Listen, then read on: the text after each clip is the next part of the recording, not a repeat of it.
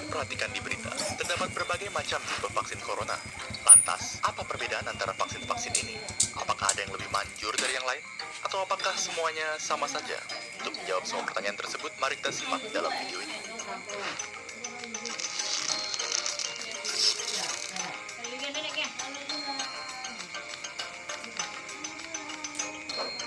Untuk video ini, kami akan membahas 5 vaksin corona yang berbeda, yaitu vaksin dari Pfizer BioNTech, Moderna, AstraZeneca Oxford, Sputnik V, dan tentunya yang pertama masuk ke Indonesia, Sinovac.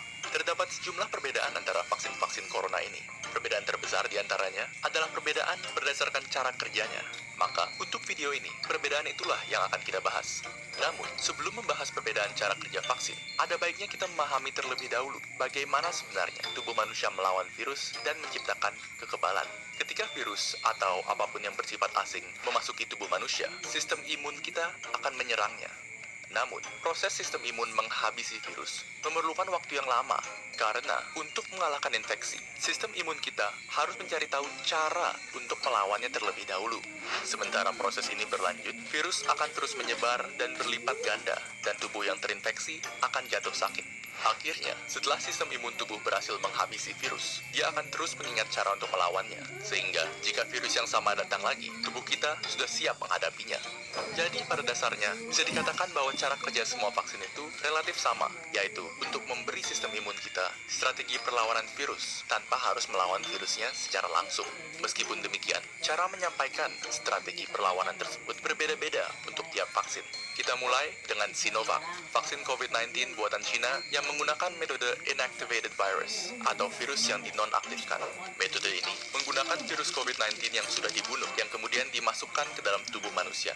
Walaupun nonaktif dan tidak dapat menyebar, sistem imun tetap akan menanggapinya dan mempelajari cara melawannya.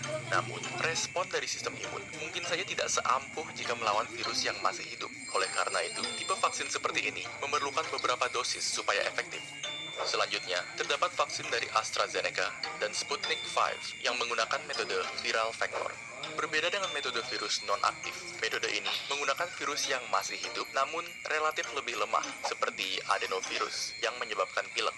Virus lemah tersebut kemudian digunakan sebagai tumpangan bagi materi genetik COVID-19 yang akan digunakan oleh sistem imun untuk menciptakan kekebalan tanpa harus mengekspos tubuh terhadap bahaya dari virus corona yang asli. Dan selanjutnya, metode yang paling banyak dibicarakan dan yang termutakhir di antara vaksin-vaksin yang ada, yaitu vaksin mRNA yang digunakan oleh Pfizer dan Moderna. Cara kerja vaksin ini lumayan keren, jadi dengarkan baik-baik. Di dalam COVID-19, terdapat suatu protein yang sangat penting. Protein ini digunakan oleh COVID untuk memasuki sel tubuh manusia dan membuatnya lebih mudah menular. Anggap saja ini sebagai senjata yang membuat COVID terlalu overpowered. Nah, logikanya adalah jika kita dapat membuat tubuh kebal terhadap protein ini, maka tubuh akan kebal terhadap COVID-19 secara keseluruhan. Yang dilakukan oleh peneliti vaksin adalah mengambil bagian dari DNA COVID yang mengandung blueprint untuk protein ini dan kemudian merubah blueprint tersebut menjadi instruksi bagi sel tubuh untuk membuat proteinnya. Instruksi ini dikenal sebagai mRNA dan mRNA inilah vaksinnya.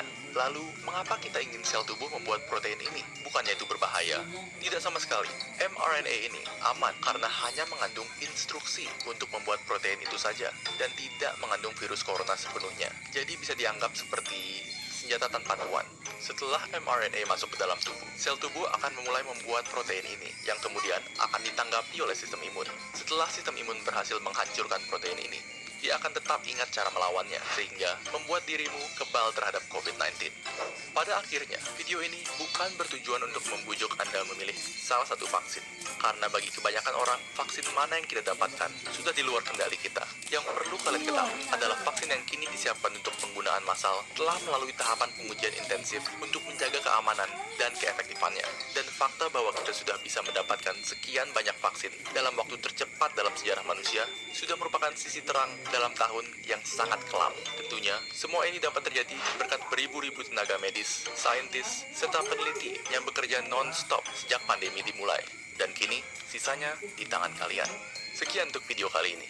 Jika kalian dapat memilih vaksin merek apa yang kalian gunakan, tulis pilihan kalian serta alasan